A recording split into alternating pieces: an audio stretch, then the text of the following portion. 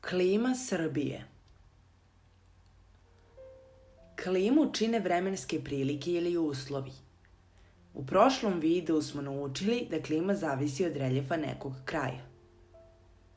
Klima se može odrediti na osnovu temperature i vlažnosti vazduha, temperature zemljišta, količine i vrste padavina, broja sunčanih dana i vetrova koji duvaju.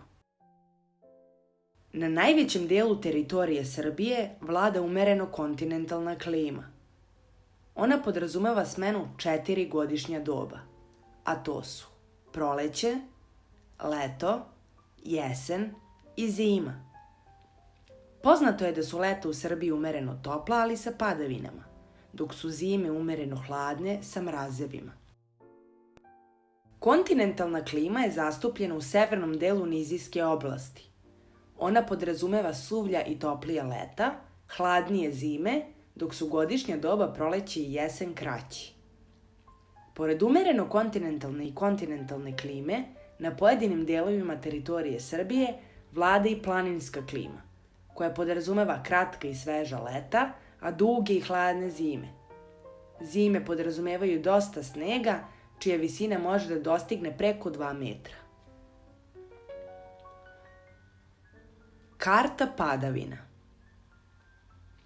Na osnovu date legende pronađe na kom delu teritorije Srbije tokom godine ima najviše padavina.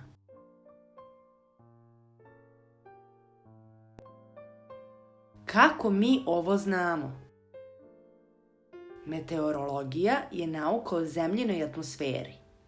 Ona proučava promene vremenskih uslova oko nas. Ljudi koji se bave proučavanjem vremenskih prilika nazivaju se meteorolozi. Da li možete da pročitate kako će vreme biti sledeće nedelje?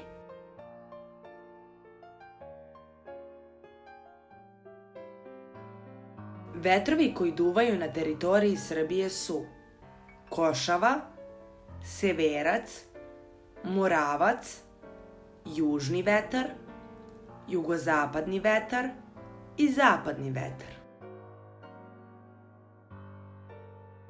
Da li ste znali da u Srbiji postoje takozvane vazdušne banje? To su mesta gde se ukršta više vetrova koji duvaju iz različitih pravaca. Taj fenomen nazivamo ruža vetrova.